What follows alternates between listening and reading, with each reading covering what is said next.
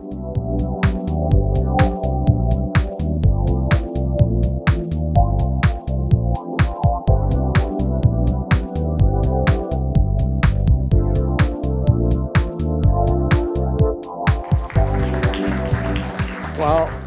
we're going to talk about the Naarden Declaration, April and Marijn.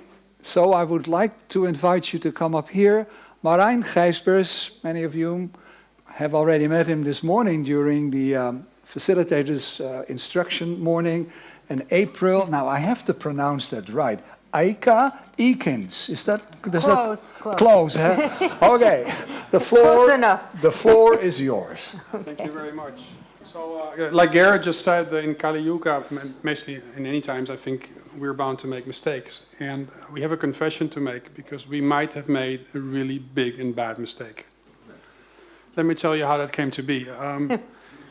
We've been to a number of conferences. For me, this is my 5th conference, and there's always wonderful presentations, lots of presentations.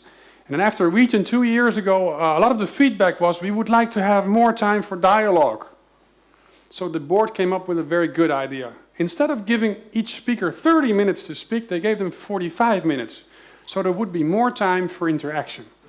Now guess what happened? The talks got longer. So then some people came up with this ridiculous idea. You and me. Yes. Let's have the dialogue as a centerpiece of the whole conference. So, I don't know if you're aware of it, but you're being part of an experiment here. And by Monday, end of the morning, around 12 o'clock, we would like to ask you if this experiment was successful. So let's give you a kind of a look of what we're going to do the next couple of days. Now, there was a lot of talk about brotherhood and unity, and that's fantastic. So we come together around this central idea here, right? But we also have a challenge. And the challenge is diversity, right? We're different. Members from different organizations, slightly different teachings perhaps, different backgrounds, different countries, different cultures. Now, in 1888, HPB said to the American conventions that we need diversity to keep Theosophy alive. Now, why did she say that? I'm still trying to figure it out. Who can help me? Why did you say that? Why do we need diversity? To learn from each other. Excuse me? To learn from each other. Yes, one more time, please. To learn from each other. To learn from each other. Yeah, you spoke into the mic. I had to promise the guys, the technical guys, that people speak into the mic. So you did. Thank you for that. What else? Why do we need diversity? Helena, please. Otherwise it's boring. Otherwise it's boring. I'll just repeat. Otherwise it's boring. So we might have some fun these days. That sounds good.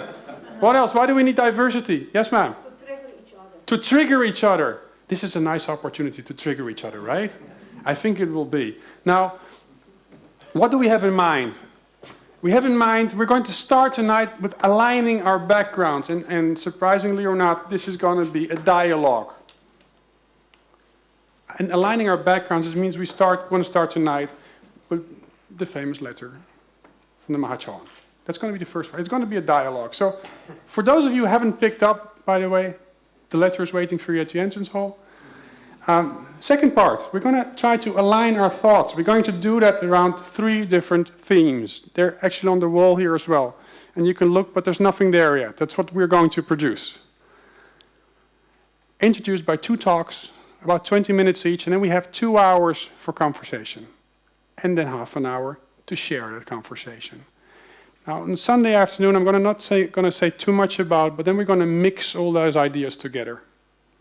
We're going to really see what happened in between the groups. What happens, we're going to exchange all of those ideas. So what we're going to try to do is align our vision, find common ground. And at the end of Sunday afternoon, we hope to have on the back wall words, concepts, ideas that we could call a common ground to build this future upon. And then Sunday night, a very small group, representatives from different organizations here, are going to work very hard, I'm sure, and sweat a lot to come up with the first draft of our declaration. They're going to present that on Monday morning. And as if you haven't worked long enough yet, we're going to put you back to work. We're going to put you back to work on these three elements that the declaration is going to be built upon. Our vision of the future, our shared vision of the future. Secondly, what is needed to build that vision for the future? And thirdly, what's our commitment to each other to actually make something happen? And on Monday morning, we're going to try and figure out what we actually need to do to get from here to there. So April, why so much dialogue? Isn't it too much? It's never too much. I want to speak a little bit about how are we going to work together. So of course, brotherhood is the aim, but it's a lot easier to talk in the abstract than to stay connected with each other and still be diverse. That's a challenge. We all have our differences, we all have our opinions, we all have our preferences. So how is it that we can begin to work together in a way that will help us move forward with what we create together?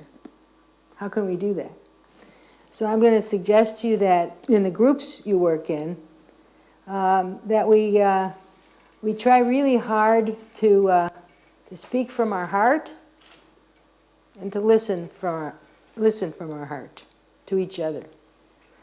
And actually, that takes a lot of focus, a lot of concentration, a lot of caring, a lot of compassion.